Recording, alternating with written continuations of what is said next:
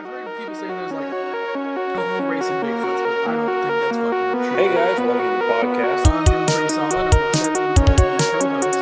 Ada, please take it. Welcome to Unsolved Horrors. I don't think that they predict biscuits. Hey everybody, and welcome everybody. Hello everybody, and welcome back to the podcast. Welcome to the first episode of Unsolved Horrors in probably over a year. My name's Ryan, in case you forgot in that year's time. And Been a minute. What'd you say? I said it has been a minute. It has been a minute. I'm here with my co-host Joe. Joe, how's shit going, man? It's actually going pretty well. Last year was a bunch of hoopla, but this year it's getting more gooder. Yeah, fuck yeah, that's that. I feel bad because I'm gonna be clicking so much while we're recording, but yeah, no, man, that's good to hear. Glad to hear everything's going solid on your end. We did an episode of the Big Show before this one, and I don't know which is gonna come out first. It all just depends on me and my editing. But I'm glad that we were able to, pinpoint a time to record. Mm-hmm.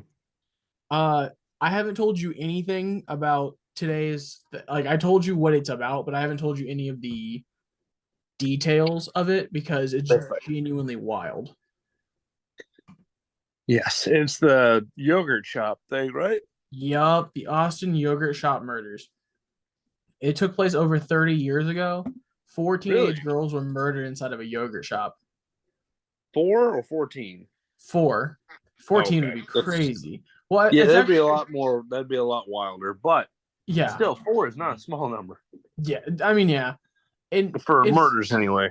Yeah, I mean, for like slices of pizza, even that's still pretty large. But like murders, it's like, damn, 4. That's pretty bonkers. That's one more than what categorizes as a serial killer. Oh, well, this person was never found, or that we know of was never found.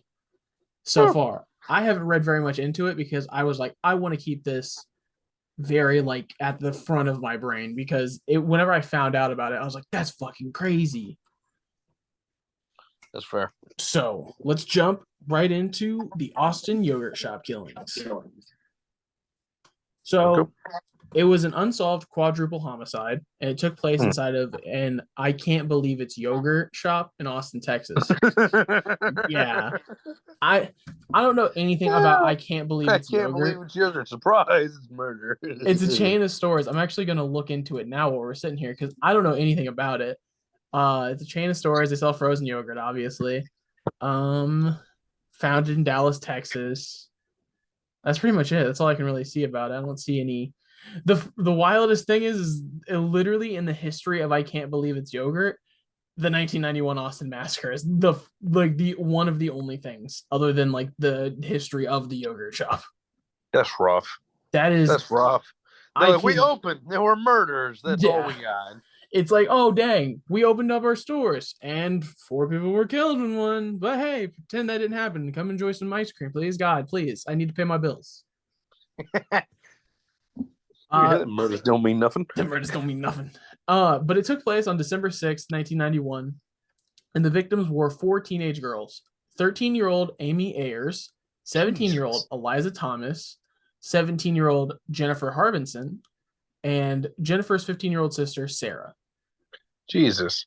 So Jennifer and Eliza were employees of the shop, while Sarah and her friend Amy were in the shop to get a ride home with Jennifer after the store closed at 11.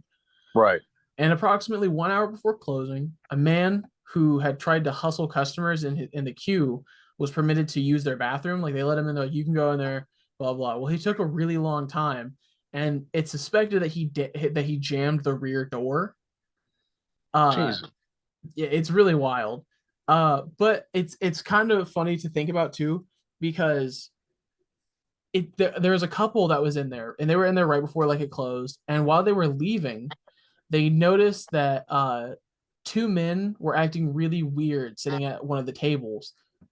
And when I read that just now, I was thinking about it. I was like, can you imagine you go into a yogurt shop, just like you and like Sarah, and you see 2 dudes? It's like at 20 minutes before closing, 2 dudes are just sitting there like really jittery. You'd be like, Some weird shit's gonna happen here, man. Some real weird shit's gonna happen.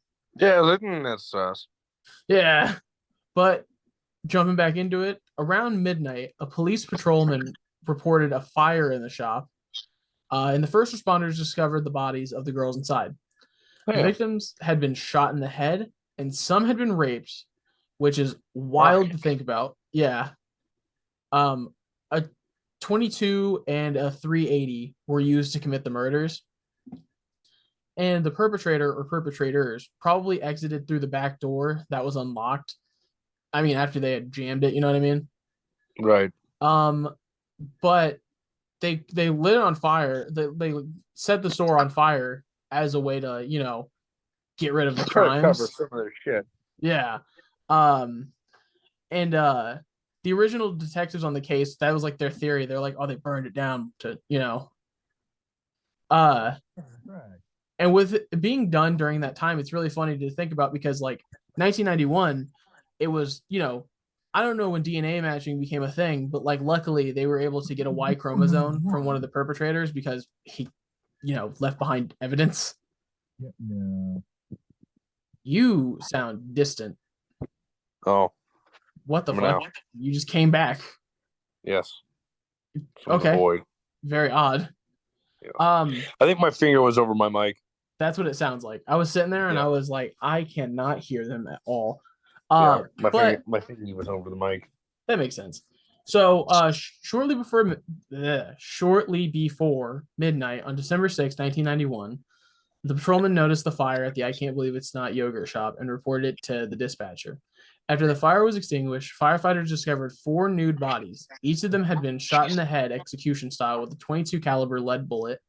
Sarah's hands had been bound behind her with a pair of panties, and she had been gagged and raped. And Jennifer was not bound, but her hands were behind her back. Eliza had been gagged, and her hands were also tied behind her back. And all 3 of them had been severely charred and shot in the back of the head. Fuck. Unlike the others, Amy's body was found in a separate part of the shop, and she was not charred. She had received second and very early third-degree burns on 25 to 30% of her body, and she Damn. was found with a sock-like cloth around her neck. And she had been shot the same as the others. However, the bullet had missed her brain. She also had a second bullet, which caused severe damage to her brain, exiting through her lateral cheek and jawline. Fuck. Yeah, it's pretty fucking crazy. Initial investigations had produced a large number of persons of interest among a 15-year-old caught with a 22, not established to be the murder weapon at the time, but he was caught with a Right. 22 at a nearby mall days after the killing. Although he initially gave promising information, after tough questionings, the detectives decided that he was trying to get himself out of the gun charge and eliminated him and 3 petty criminal friends whom he had implicated, none of whom were older than 17 at the time. Jesus. Several years later, a new detective on the case theorized the 4 teens were credible suspects, like the 4 that they had pulled They to the were side. suspects from the jump. Yeah, but by that time they were in their 20s. So they conducted another string of interrogations with various detectives. But here it says confessions were obtained from some of the suspects. They said all 4, Robert Springsteen, Michael Scott, Morris Pierce, and Forrest Welburn, had participated in the murder, which, Fuck. yeah, fucking crazy. No record was kept of what the men said, of what was said to the men in the 1991 interrogation, making it impossible to know whether the detectives had supplied information to the suspects in the initial interrogation. Such information could be used to implicate the suspects in later interrogations if they were to reference it. 2 of the 4 were sent to trial entirely due to their self-incriminating statements. The prosecution went into great detail about the horrific nature of the crimes. The other 2 were sentenced to life imprisonment because just one of the other. Give me 1 second. I got lost reading. Oh, You're good. The 2 were convicted, one being sentenced to death and the other sentenced to life imprisonment because he had been 15 at the time. However, the prosecution's tactic of using excerpts of each one's alleged confession at the other's trial was ruled to have violated confrontation clause, because the co-defendant was non-testifying. Both convictions were overturned on the confrontation clause alone, and the men were freed in 2009. The prosecution insisted they would be retried. However, forensic evidence showed that the DNA found in a victim was not theirs, nor was it the other two implicated in their confession. The prosecution So he went to prison for no damn reason. Yeah, I was about to bring that up. Give me like 1 second to finish this little excerpt. Oh yeah, sorry. You're perfectly fine, my guy. The prosecution consequently abandoned plans for a retrial. Texas courts later decided that those related were not entitled to compensation, as they had not proven they did not commit the crime. So, what the fuck? Right. These guys criminated themselves. Went to jail. So it reminds me of this movie I watched about these guys back in, I think it was the 60s or 70s in Harlem.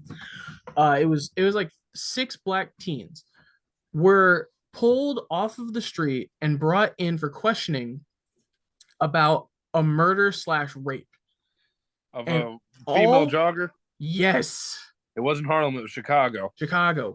I thought it was Harlem. It was the Chicago 6. Yes, I've seen that movie, dude.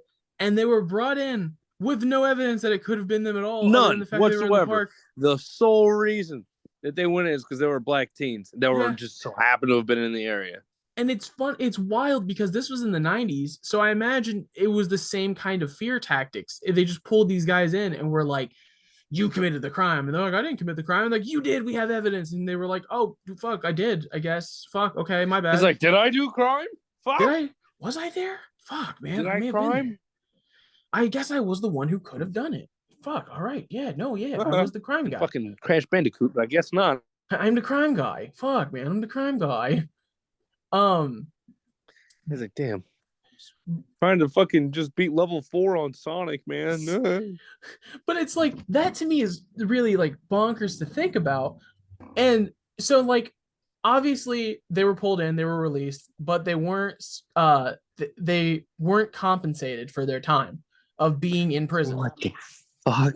Yeah, which is wild because I'm gonna go back and look at it because from what I remember, 2009, 1991. They went in 1991. Well, no, they didn't go back in 91. They came back a couple more years later, like the later 90s. Yeah, well, because they got arrested when they were in their 20s after they reinvestigated. Yeah, give me 1 second. I'm going to look because I know that because it even says, here we go. Both were released after 13 years in prison.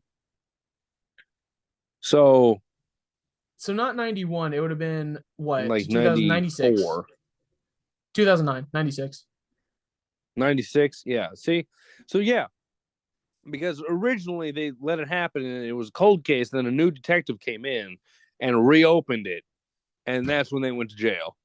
Which, to me, is crazy because, like, okay, so a lot of the evidence did kind of point to them in a way that...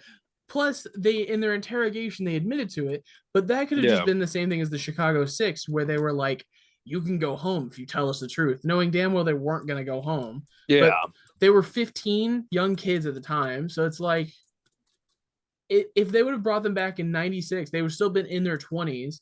And even in my 20s, if someone pulled me and told me I did something and was especially like your early 20s, I'd be like, did I? Yeah, I'd be like, fuck, I just want to go home. I don't want to be here. This is like uncomfortable. So it's like, they really trapped them into it. It's kind of fucked up. But they let them go, obviously. But they didn't convict the other two. So Scott and Springsteen did not see any prison time. Not at all. Fuck? Yeah, just the other two, which is crazy. That is wild. But as far as I can see, they still never found the fucking actual perpetrators. Yeah, that's what I'm looking at right now. I'm trying to make sure. What in the Zodiac killings? Yeah, dude. DNA results on February 5th, 2022. Jesus Christ. This is last year? Yeah. So on February 5th, 2022, it was announced that advanced DNA technology was bringing investigators closer than ever to solving the crime.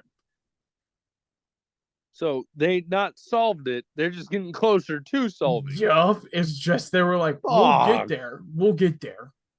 We're getting there at some point, I promise. And here's another little fun, little bit. On August 3rd, 2022, President Joe Biden signed the Homicide Victims Family Rights Act into law, which was motivated by the yogurt shop murders. The law is intended to help ensure that federal law enforcement reviews cold case files and applies the latest technology and investigative standards. The logistics aren't clear in the bill. However, it states that a request can be made for a cold case review by federal agencies. Now, to me, that's cool. That's like fine and dandy and everything, right? They can like go back and they can see if they can use the DNA and blah blah. But like, wouldn't it be useless at that point? I mean, depending on how old the fucking case is, kind of, yeah. Because, like, they only have evidence for so long. And even then, the evidence, depending on what it is only good for so long. You know? That's what I was going to say. Bodily fluids and shit, that shit breaks down over time. Well, that's what I was going to say. Because they say that they got a DNA Unless sample. They froze it. Well, that was my thing, though, right?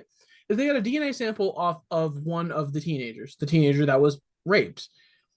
But now, right, that brings forth the question of even back then, it wasn't like it was viable evidence, but how long is that viable evidence for? Like, at what point is it not useful? And I don't know, because like it is DNA, there's DNA in it, but does it become not usable at a point? It still has body. Yeah, because like I said, at certain points, and I'm pretty sure that shit breaks down. You can't really use it, but even then, like fucking, you can look at like bone structure and the skin and shit like that of mummies from thousands of years ago and be like, "Oh, this was a guy." You know, guess that's fair. And with it being, but I don't know if you can like, I think that aspect is you can identify them. I don't think you can identify them as like this is who this was. And okay, what? You're good now. It cut out for a second. I think it's just my internet. Gotcha. But like, okay. So that's the thing is like, I guess it's still viable, but like, and for the families, obviously, this is a really important thing. Yeah. But I don't know. We're in 2023 right now, and there's no updates on it. It stopped in 2022. That's fucking insane that it got picked up in 2022. That's fucking wild.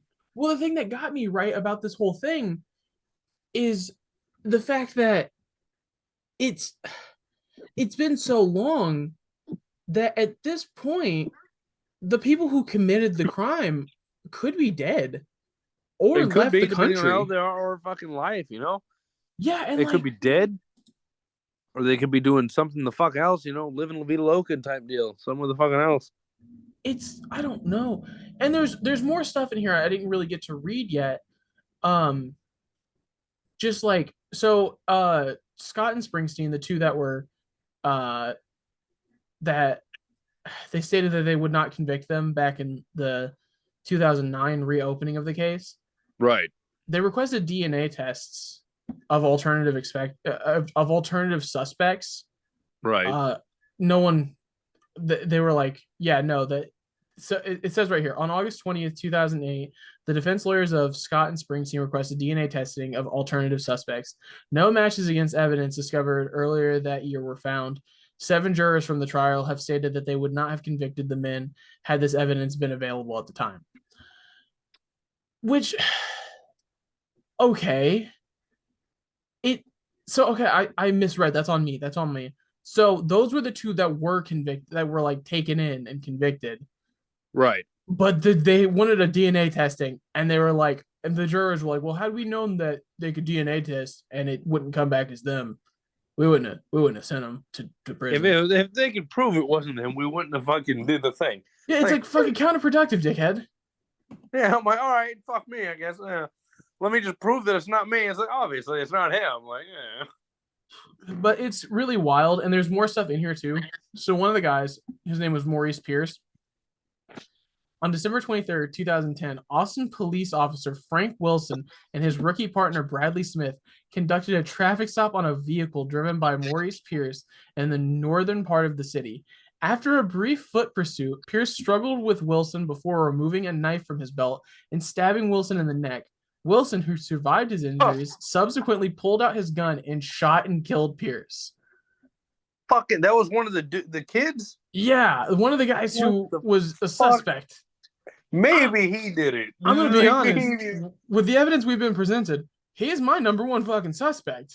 I'm like, maybe he actually did have some shit to do with it. Yeah, because here's I'm gonna go through some of the stuff I didn't get to read over because I started talking about other things. The false confessions. Austin police admit that over 50 people, including McDuff, on the day. Oh, Kenneth Allen McDuff, who was a known serial killer at that time. That's another part I skipped. At this time of the killings, a known serial killer, Kenneth Allen McDuff, was in the area, and he had a history of multiple murders involving teenagers, but was soon ruled out, and he was executed in '98 on November 17th. Oh well, fucking regardless, he was covered. So here's some false confessions. Austin police admit that over 50 people, including McDuff, on the day of his execution, had confessed to the yogurt shop murders. A confession in 1992 by two Mexican nationals held by Mexican authorities was soon disputed and finally ruled false. In 2006, Springsteen's conviction was overturned. So in 2006, the Texas Court of Criminal Appeals overturned Robert Springsteen's conviction on the basis of an unfair trial, and the U.S. Supreme Court refused to reinstate the conviction in February 2007, which, yeah, you can't try him twice. And after reading the thing about that Maurice guy, I'm going to be real. Springsteen's my last person I think is going to be. Yeah. 2008, Scott and Springsteen request DNA tests on August 20th, 2008. I read that part. And then 2009, release of Scott and Springsteen. On Wednesday, June 24th, 2009, Judge Mike Lynch ruled in response to Travis County District Attorney Rosemary Lamberg's request that one of the trials be continued, that defendants Springsteen and Scott be freed on bond pending their upcoming trial. At 2:50 that day, they both walked out of the Travis County Jail with their attorneys. Later that day, Lamberg's response to Lynch's decision she responded to his decision with the following statement. Today, I requested a continuance in the case against Michael Scott, a defendant in the yogurt shop murders. Michael Scott? Yeah, I thought about that too the moment I said it. Whose trial was Scranton Strangler. He was the Scranton Strangler. Whose trial was scheduled to begin on July 6th. Judge Mike Lynch granted the motion, but also released both Michael Scott and Robert Springsteen on personal bond, as he indicated he would do in his previous scheduling order. Requesting a delay in the case was a difficult decision, but one that I believe is the best course towards an ultimate successful prosecution of this important matter.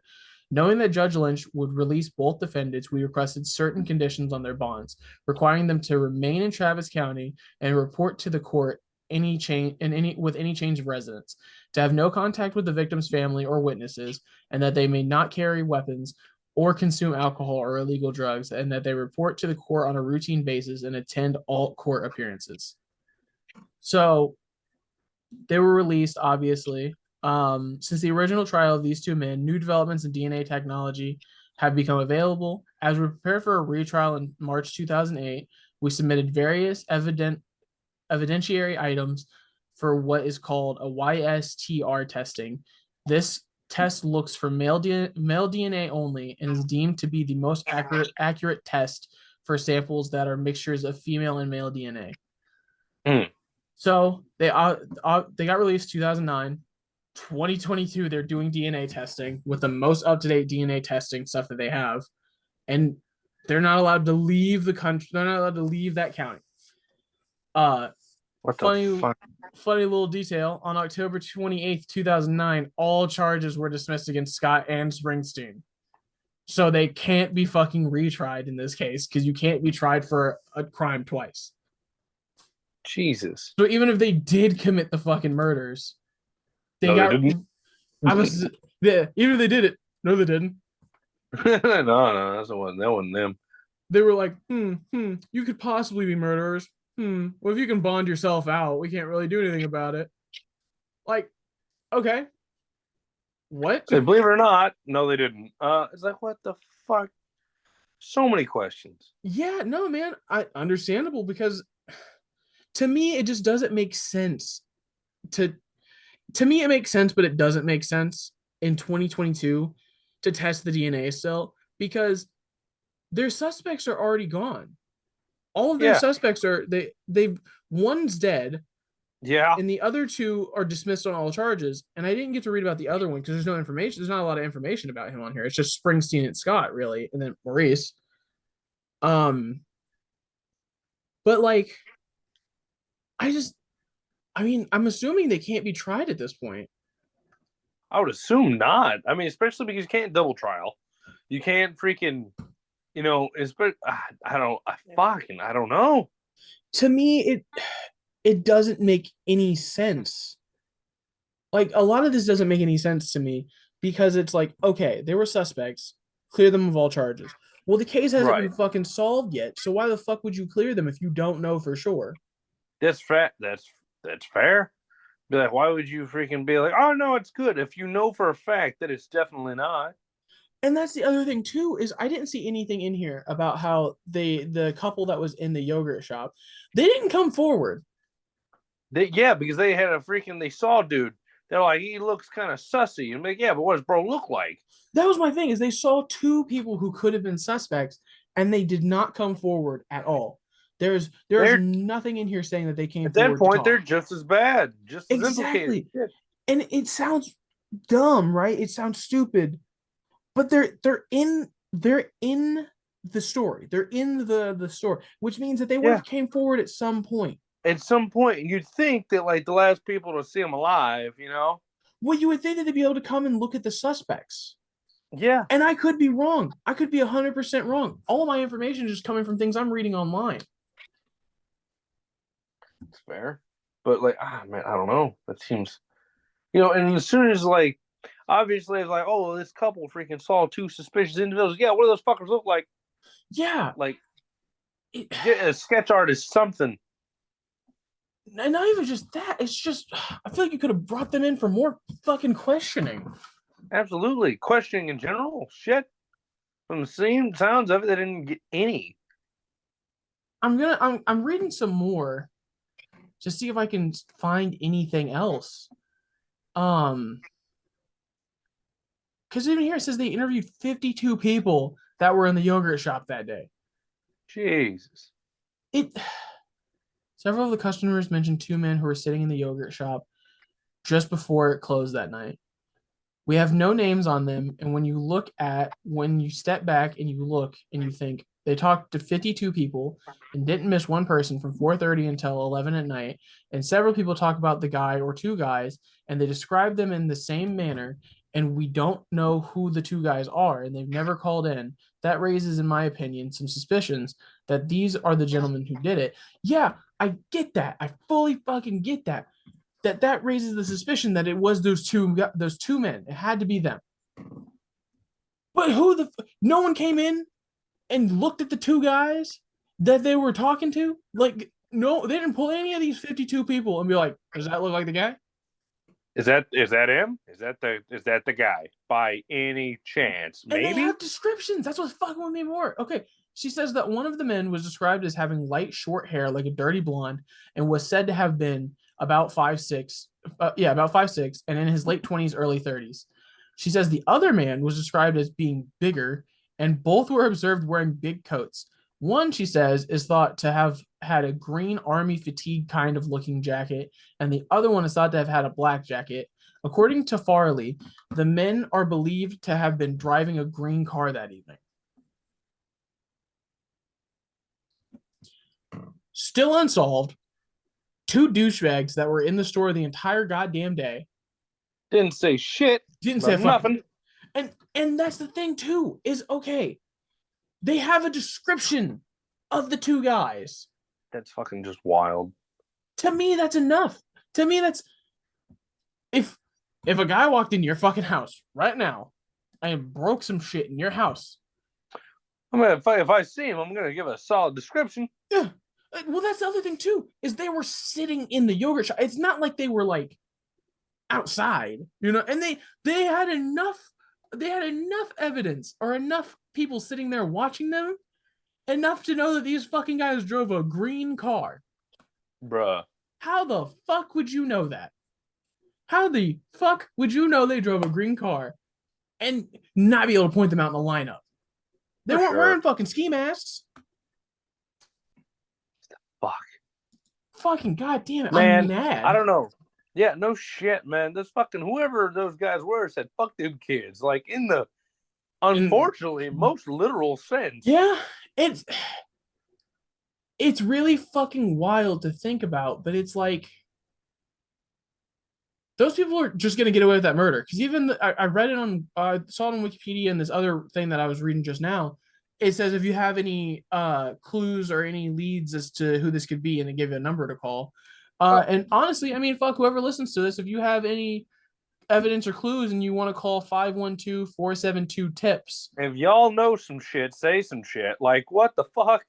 But that to me is crazy. That it's unsolved. From my understanding, they had these guys in their hand. They were holding fucking hands with these guys, and they were like, Dude. "Did you do it?" And they would put their fingers together like that stupid little anime meme, and they're like, The fucking "Maybe." Yeah, they're like, "Maybe," and the cops were like, "Ah, you may have done it. We're gonna lock you up for 13 years." And then after 13 years, they were like, "Well, hold on. You have been here for some time." It's like, I don't know if they did in fact do the thing, guys. It's, I just, I don't know why that sounds like the legitimate fucking what happened. Like the cops woke up one day and be like, maybe they didn't do it. the cops I got don't up. know. The cops woke up. Everyone in the prison, everyone in the jail, they got out of bed, and were like, "Huh, hey, why did we lock those two guys up again?" And they were like, I "A can't even murder remember. and a rape and arson," and they're like, "Huh." Nah, I don't think they did it.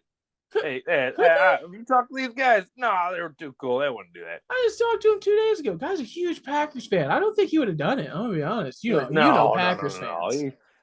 He said fuck Tom Brady one too many times, and he said, nah, he didn't do it. He talked to me about gardening yesterday. I don't know. Yeah, man, he said it was a freaking something that he used to do with his mom. He loved it, but Yeah. never had a chance again. Huh. I don't think he could have done it. I don't No, know there's though. no way. It's like Somebody who gardens, shit, freaking. I mean, look at OJ. He gardened. He didn't do it. Fuck. And I know there's more to it than just that. Like, obviously, they had fucking bang up attorneys, but like, it makes me angry to even read this story because I didn't have a lot of detail on it. I just found out about it through a podcast I had listened to, and I was like, well, now I'm curious. And then I looked into it, and now I'm madder that I've looked into it than I would have been had I not. That's fact. Because it's like, it's just nonsense. Yeah, but according like to legitimately, just fucking nonsense. It's stupid. But according to Zoom, we have like 7 minutes left. So, any parting words you want to leave our community with? If you fucking witness a murder, fucking say something. If you witness a murder, if you see some fucking sketchy people, and then you realize that fucking people were murdered like shortly after you left that building, and you saw those said sketchy people, maybe it's probably those fucking sketchy folks that you saw, man. It's just we got 6 minutes left, so I'm gonna make this quick. But to me, it's crazy because 1991 was not that long ago. You and I are like 25 and 24, and we were born in 98 and 99. That means 7 and 8 years before we were born, this happened. And if you try to do that shit today, my older siblings were 1 when this shit happened. Exactly. But if this happened today, it would have been solved. It would have been solved 20 minutes after it happened. Oh, for sure. Because cameras, there's so much digital footprint. And to cameras, motherfuckers would have fucking been whipping out their phone, being like, look at this creepy motherfucker, just to make a meme. There's so many things about this that like it pisses me off to even have the conversation about it. But we got 5 minutes left. I think that's all I have on this topic. I'm more angry now than I was when we started. If you know anything about it, the number I gave is still valid, so you can call. If you want to do more research about it, you can too. I'm sure there's YouTube videos about it. I found it on just Googling it. But I just want to say thank you guys for tuning in to Unsolved Horrors: The Return. For a true unsolved horror. Yeah. This is our first unsolved case I think we've ever actually covered. All of the rest I think so, because we did a lot of mythologies and shit, like, and the other serial killers that we covered have been solved. Yeah, I was gonna say all the things that we did that were mythology, well, those are just mythology. That's like whatever. But like the murders that we talked about, most of them were we talked about like serial killers and like cults. Like Jeffrey Dahmer, a few other ones that way. We know what the hell the fucking long and short of that was. Yeah. But I just want to say thank you guys for tuning in, and we look forward to what you guys think of this episode, and we look forward to you guys listening to the next episode that's going to drop on August 20th. Hell yeah. All right. Thank you guys. Bye. Bye-bye. Bigfoot, I've heard people saying there's like a whole race of Bigfoots, but I don't think that's fucking true. Hey guys, welcome to the podcast.